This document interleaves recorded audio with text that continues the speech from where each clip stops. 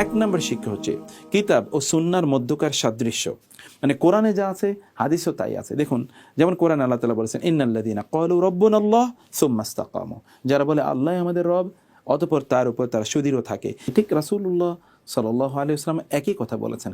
ফলে যারা কোরআন এবং হাদিসের মধ্যে বৈপরীত্য খোঁজে, অথবা বলে যে কোরআনই যথেষ্ট, হাদিসের প্রয়োজন নেই, অথবা তারা কন্ট্রাডিকশনের বিভিন্ন ধরনের সূত্র খুঁজতে চায়, তারা আসলে পাবে না। কারণ কোরআনের কথাগুলো হাদিসে বলা হয়েছে, ব্যাখ্যা করে কখনো কখনো হুবহু একই কথা কখনো কখনো, অথবা যেই জায়গায় কোরআন চুপ থেকেছে হাদিস কেবল ওই জায়গাগুলো আমাদের কাছে বর্ণনা করে দিয়েছে। দিস ওয়াই কোরআনের মতোই হাদিস আমাদের কাছে গুরুত্বপূর্ণ, সমানভাবে গুরুত্বপূর্ণ। আল্লাহ এবং আল্লাহ রাসূলের মধ্যখানে কোনো পার্থক্য তৈরি করা যায় না। এটুকুই কেবল পার্থক্য, তিনি স্রষ্টা, রাসূলুল্লাহ সাল্লাল্লাহু আলাইহি ওয়াসাল্লাম আল্লাহর সৃষ্টি।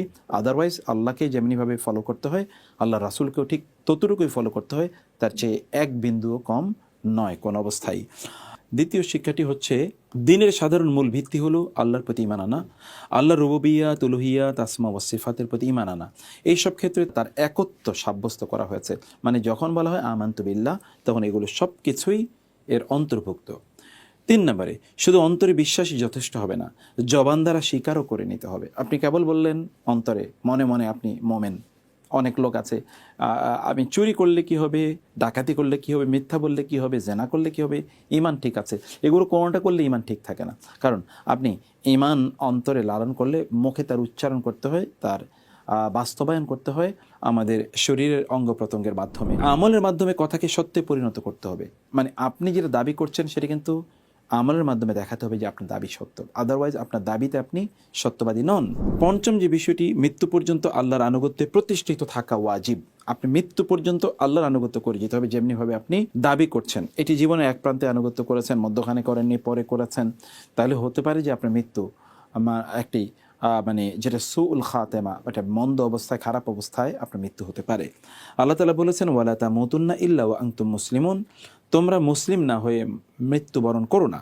তিনি বলেছেন ওয়াবুদ রাব্বাকা হাত্তা ইয়াতিয়াকাল ইয়াকিন, তোমার প্রভুর উপাসনা করো যে পর্যন্ত তোমার কাছে মৃত্যু, মানে সুনিশ্চিত জিনিসটি না আসে, অর্থাৎ মৃত্যু না আসে।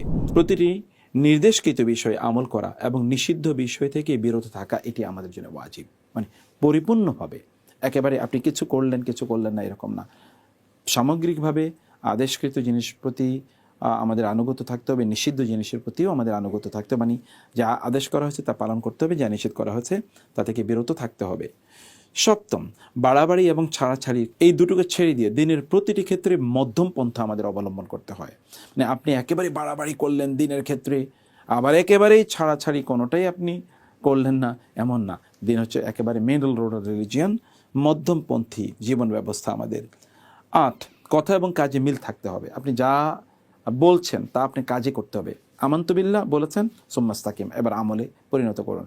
বলবেন কিন্তু করবেন না, তা কিন্তু মুনাফিকের আলামত। 9, ইলম এবং ঈমানের অবস্থান আমলের ঊর্ধ্বে।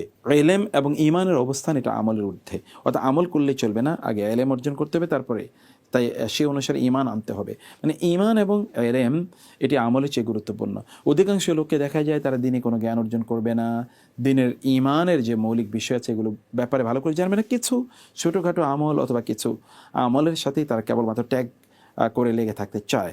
না, আমাদেরকে বুঝতে হবে যে ঈমান এবং ইলম এটা আমলের চেয়ে অনেক গুরুত্বপূর্ণ। এটিকে ইস্তেকামত শব্দের মাধ্যমে বোঝানো হয়েছে, এবং তার পূর্বে সুম্মা দ্বারা এটি বোঝানো হয়েছে। কুল আমানতু বিল্লাহ সুম্মা, সুম্মা মানে হচ্ছে অতঃপর, মানে আগে বলতে আমানতু বিল্লাহ, তারপরে অতঃপর আমানতু বিল্লাহ পরে, তারপরে হচ্ছে ইস্তাকিম মানে আমলের দরজা। 10, ইস্তেকামত সমস্ত কল্যাণ ব্যাপক অর্থ প্রদান করে বা গ্রহণ করে। মানে ইস্তেকামত শব্দের মধ্যে সকল ধরনের কল্যাণমূলক অর্থ এর মধ্যে রয়েছে, মানে সকল ভালো কাজে আপনাকে অব্যাহতভাবে চলতে থাকা বিষয়টি, যার বিস্তারিত ব্যাখ্যা আমরা এর পূর্বে বলে দিয়েছি। 11তম, ইলমের প্রতি ও ব্যাপক অর্থবোধক কথার প্রতি সাহাবায়ে কেরামের আগ্রহ, যার মাধ্যমে তারা অধিক কথা থেকে অমুখাপেক্ষী হতে পারেন। মানে সাহাবায়ে কেরামরা খুব কম কথা বলেছেন, কম কথা শোনাচ্ছেন, কম প্রশ্ন করেছেন, সেখান থেকে তারা বেশি শিক্ষা গ্রহণ করেছেন। আমাদের ব্যাপারটা হচ্ছে একেবারে বিপরীত।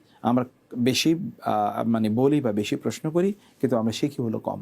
ব্যাপারটা কিন্তু সাহাবায়ে কেরামের মতো নয়। 12তম যেটি আমরা দেখতে পাই, প্রশ্ন নির্বাচনে এই সাহাবের বিবেচনা বোধ এর সৌন্দর্য, কি অসাধারণ প্রশ্ন করেছেন তিনি। আমরা যেটা আগেই বলে এসেছি যে প্রশ্ন নির্বাচনও খুবই গুরুত্বপূর্ণ একটি বিষয়। 13, এই হাদিসটি নবী সাল্লাল্লাহু আলাইহি সাল্লামের ব্যাপক অর্থবোধক কথামালার একটি দৃষ্টান্ত। ছোট্ট কথা কিন্তু কি বিশাল আলোচনা। দেখুন রাসূলুল্লাহ সাল্লাল্লাহু আলাইহি সাল্লাম এভাবেই তিনি দ্বীনের কথাগুলো বলেছেন। 14তম, শরীয়ত সৎ কাজের সাথে লেগে থাকার ব্যাপারে যে সমস্ত শব্দ ব্যবহার করা হয়েছে তাতে ইস্তেকামাত উদ্দেশ্য, মানে যথাযথভাবে করা, কোনো মতে দায়িত্ব আদায় করা উদ্দেশ্য না, যেমনটা অধিকাংশ মানুষ করে থাকে। যেমন ধরুন শরীয়ত যে বলেছে, আমাদেরকে বলেছে শরীয়তের সাথে বা দিনের সাথে লেগে থাকা। এই লেগে থাকার মূল আরবি হলো ইস্তেকামাত। অথবা আপনি কেবলমাত্র একটু ঝুলে আছেন, একটু হালকা লেগে আছেন, ব্যাপারটি কিন্তু এরকম নয়। আপনাকে শক্ত করে লেগে থাকাটাই হচ্ছে মূলত ইস্তেকামাত, শরিয়ার সাথে শক্ত করে লেগে থাকা। পর্দা করেছেন শক্তভাবে করতে হবে, সালাত আদায় করছেন শক্তভাবে করতে হবে, জাকাত দিচ্ছেন, অধিকাংশ লোক একটু হালকা জাকাত দিল, তাহলে বোঝা যাচ্ছে যে তিনি পরিপূর্ণভাবে জাকাত না দিলে তিনি মুসলমান না, মানে তিনি আসলে মুস্তাকিম না। তিনি পরিপূর্ণভাবে সালাত আদায় না করলে তিনি মুস্তাকিম না। তিনি পরিপূর্ণভাবে সিয়াম আদায় না করলে মুস্তাকিম না। তিনি আল্লাহ যিকির আজকার পরিপূর্ণভাবে না করলে মুস্তাকিম না। হজ উমরা পরিপূর্ণভাবে না করলে মুস্তাকিম না। মানে মুস্তাকিম মানে হচ্ছে একেবারে পরিপূর্ণভাবে। আপনি হারাম থেকে পরিপূর্ণভাবে বিরত না থাকলে আপনি কি ইস্তেকামাতের মধ্যে নাই। আপনি হালালের উপর পরিপূর্ণভাবে যদি না থাকেন তাহলে ইস্তেকামাতের উপর নাই। আপনি যদি অশ্লীলতা থেকে পরিপূর্ণভাবে বিরত না থাকেন, আপনি ধরুন কোনো একটা প্রোগ্রামে গেছেন, তখন একেবারে সাজসজ্জা করে মহিলাদের সামনে নিজকে প্রদর্শন করা অথবা পুরুষদের সামনে নিজকে প্রদর্শন করা, সকল অলংকার পরে আপনি গেলেন, কিন্তু যখন মসজিদে যান তখন আপনি হিজাব পর্দা পরে যান, তাহলে তো আপনি আসলে ইস্তেকামাতের মধ্যে নাই, আপনি আসলে ডেভিয়েশনের মধ্যে আছেন, আপনি আসলে শয়তানের পথে নিজকে নিয়ে গিয়েছেন। এটি হাদিস থেকে আমরা বুঝতে পারি। 15তম বিষয়, শরীয়ত বিরোধী প্রতিটি কাজ ইস্তেকামাতের সাথে অসঙ্গতিপূর্ণ, মানে শরীয়ত বিরোধী কোনো কাজ আপনি করতে পারবেন না। আলহামদুলিল্লাহ, এর মাধ্যমে আমরা কিন্তু সবগুলো শিক্ষা আমরা এর মধ্যে পেয়েছি। জাযাকুমুল্লাহ খায়ের। আল্লাহ তাআলা আপনাদেরকে অনেক অনেক কল্যাণ দান করুন। আগামী ক্লাসে ইনশাআল্লাহ পরবর্তী হাদিসের উপর দর্শ অনুষ্ঠিত হবে। সবাইকে আল্লাহ ততক্ষণ পর্যন্ত অনেক ভালো রাখুন। সুবহানাকাল্লাহুম্মা ওয়া বিহামদিকা আশহাদু আল্লা ইলাহা ইল্লা আনতা আস্তাগফিরুকা ওয়া আতুবু ইলাইক। আসসালামু আলাইকুম ওয়া রাহমাতুল্লাহি ওয়া বারাকাতুহু।